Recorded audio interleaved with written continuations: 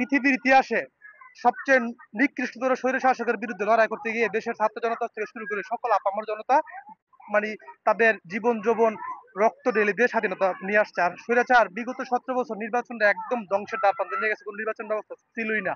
তো ওই প্রেক্ষাপটে যখন আমরা একটা ডাকসুর মতো জায়গায় ঢাকা বিশ্ববিদ্যালয়ে একটা সকল শিক্ষার্থীদের অংশগ্রহণের মাধ্যমে একটা সুষ্ঠু গণতান্ত্রিক নির্বাচন হবে, অবশ্যই এটা আমাদের জন্য অনেক আনন্দের এবং উৎসবের। ডাকসু হচ্ছে আমাদের এখানকার রাজনীতির একটা পাঠশালা, এবং ডাকসু অবশ্যই আমাদের অনেক অনেক উন্নয়নমূলক আমাদের রাজনৈতিক ধারা পরিবর্তন অনেক কিছু আছে।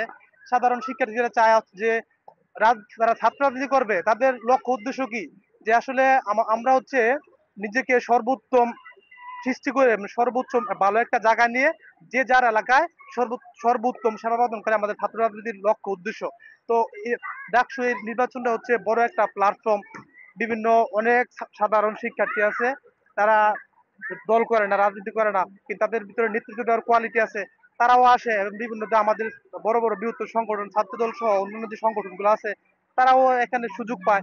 এই প্রেক্ষাপটে সবারই একটা অংশগ্রহণ করার ইচ্ছা পোষণ করে এবং তারা রাজনীতিতে আসতে পারে। রাজনীতি একটা দীর্ঘমেয়াদী প্রক্রিয়ার ফল।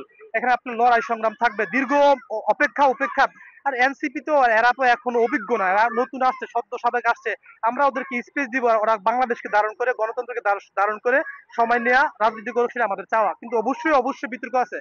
আর যে শিবির তারা রাজনীতি করবে ওপেন, কখনো তো রাজনীতি গোপনে হয় না। আর বিভিন্ন যে গোপনে আপনার হিজবুত তাহরিরের মতো বিভিন্ন অপকর্ম কুকর্ম করে। আমরা চাইবো আমরা শিবির, এনসিপি তারা সবাই বাংলাদেশ পন্থী রাজনীতি করুক। হিজবুত তাহরি তথাকথিত সংগঠন, এটা কিন্তু বাংলাদেশে নিষিদ্ধ। তারা মেবি রাতে 1টার পরে আমাদের যে ক্যাম্পাসের ক্যান্টিন ওখানে তারা বিভিন্ন অস্ত্রশস্ত্র সহ আপনার মিছিল করে অবস্থান নেয়। তারপরে আমরা তো সবাই যে যার মতো বাসা চলে যায়, সচরাচর একটা সময় কেউ থাকে না। পরে জানতে পারলাম যে একটা সময় হিজবুত তাহরি শিবির সহ তারা ক্যাম্পাসে অপতৎপরতা সহ বিভিন্ন নানান ধরনের অপরাধ কর্মকাণ্ড করে যাচ্ছে। তা আমরা এটা জানার পরে আমরা 3 দিন 4 দিন পরে আমাদের ছাত্রদলের বডি একসাথে হয়ে জিজ্ঞেস করলো যে আর রাজনীতি করবেন 5 তারিখের পরে, এই দেশ সবার, আপনারা আমাদের সকলের, তা আপনারা কেন একটা পরে করেন? এটা তো ক্যাম্পাস, শিক্ষা প্রতিষ্ঠানে রাজনীতি করবেন। এখানে তো রাজনীতিটা হবে সৌন্দর্য বৃদ্ধির জন্য, সকলে যেন মতামত প্রকাশ করতে পারে। একটা সবগুলা 5 তারিখের পরে সবগুলা শক্তি ঐক্যমতের ভিত্তিতে গড়ে উঠছে, সবগুলো শক্তির একটা উত্থান ঘটুক, এটা আমরাও চাই। কিন্তু আমরা কোনো গোপনে রাজনীতি হোক বা অপকর্ম কুকর্ম করে প্রতিষ্ঠানকে নৈরাজ্য সৃষ্টি করবে, বিশৃঙ্খলা সৃষ্টি করবে, এমনটা আমাদের চাওয়া না। আমাদের চাওয়া সকলে একসাথে মিলেমিশে এই দেশকে গড়ার জন্য, দেশের জন্য কাজ করব এবং দেশটাকে আগামীর সুন্দর একটা বাংলাদেশ হিসেবে গড়ে তুলবো।